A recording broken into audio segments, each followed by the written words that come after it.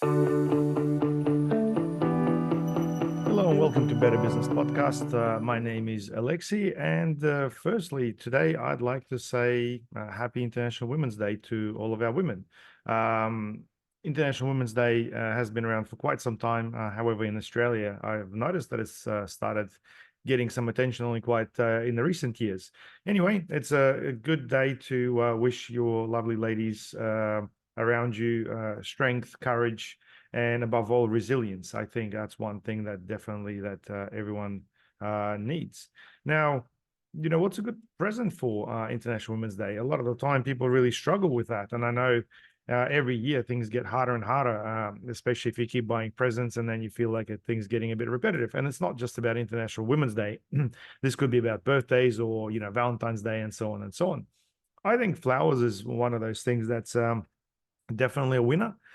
In my opinion, I think over time, it's really the experiences that you really want to be investing into, because those experiences will last a lifetime. So whether you want to go and do some cooking classes, or want to go out for dinner, or basically, I don't know, go for a flight on a balloon, obviously up to you. But there's many different things that will, in my opinion, leave a much bigger impact. Anyway, I think at the end of the day, it's all really about time. One of those things that people don't think about is actually your own time. I think that's the most valuable asset there is. And if you're able to present that or package it up, if you like, in a way that people would appreciate it and remember it, I think that's the best way to do it. But anyway, what I wanted to talk about today in our podcast is awareness within the marketing funnel, because I find that a lot of businesses, especially small businesses, really like to jump into marketing when it's either too late or they basically need a specific result. And look, there's nothing wrong with that. The only issue is if there's any economic turbulence, or if there's any falls within the business itself. Sometimes you find that going out with, let's say, Google ads or a specific message directly at your target market may not be met very well. There could be just too many businesses trying to do the same. Let's say if there is a market situation or a seasonal aspect that's affecting it. So when is it a good time to do awareness, and what's awareness about anyway? Well, look, you hear about radio advertising, TV advertising, banners and stuff. Oftentimes you may find there are new brands that you haven't heard about before. Well, that's a classic of awareness. It's really just designed at getting you to understand what those brands are, what they do, and essentially how they could potentially create a problem. Now, how I'm basically wanting to connect this is that a lot of the time, when it comes to anniversaries, International Women's Days, and the like, you often struggle to find a solution or a gift. And it's only because, I guess, you haven't really had the awareness of certain products or things unless someone told you about it. Hopefully today I've given you some tips and ideas.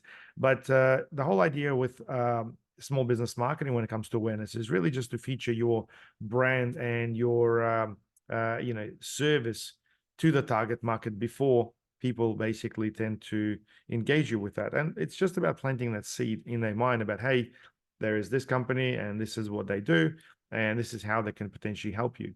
And I find that this is really the key to basically creating this funnel, so that when people do start to search, you've got a greater advantage in order to be able to offer your services to the company, because they're well aware with what you do, and hopefully along the lines they be able to align with your brand, and you be able to create trust in the lines with what they actually are wanting. So I think that for the brands itself to start with the awareness campaign, I think it's really super important to simplify the whole message, to explain exactly what you do, because I know there are a lot of businesses and they offer fairly complex solutions, and then people really struggle to connect the dots. Well, look, first of all, each brand has obviously got a specific target market, so there's no point blasting it to everybody. But if you understand, where your target market is, potentially that's where you can actually tailor specifically to them. If you offer a very tailored solution to only a small market, you definitely can go as specific as you want. So I find channels like YouTube or banner ads or email marketing really allow you to address specific segments and educate potential audiences around your brand and what your service is really all about. So if you haven't thought about awareness, or you guys are wanting to prepare for your marketing campaigns with the time to come, and look, it's definitely a good idea to have a bit of a marketing calendar to understand, hey, there's going to be school holidays, or there's going to be end of financial year.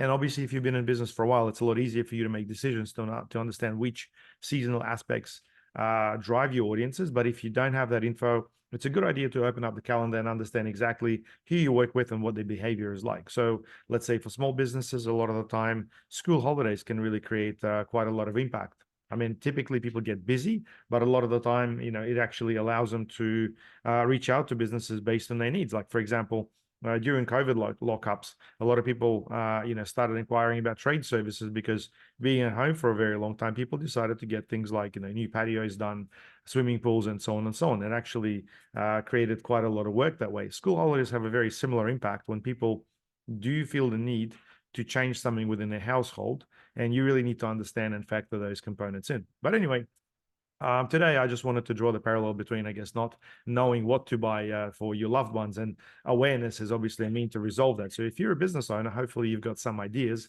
as to how you could potentially start the conversation with your market early on, which will provide you with, better leads later down the track. And hopefully, getting better customers in the end as well. Because if people know what you do and they trust your brand, that really takes away the attention from the price and really allows you to speak to your customers on a much higher level and have deeper conversations in order to resolve their problems. Anyway, my name is Alexei. This is Better Business Podcast. I'm keeping it short and sweet today, but I really want to make sure that you guys understand the importance of awareness for your business. And if you're not sure, please feel to reach out. And if you got anything to say, comment below. Don't forget to like our podcast and share it with your friends. I hope you have a great day.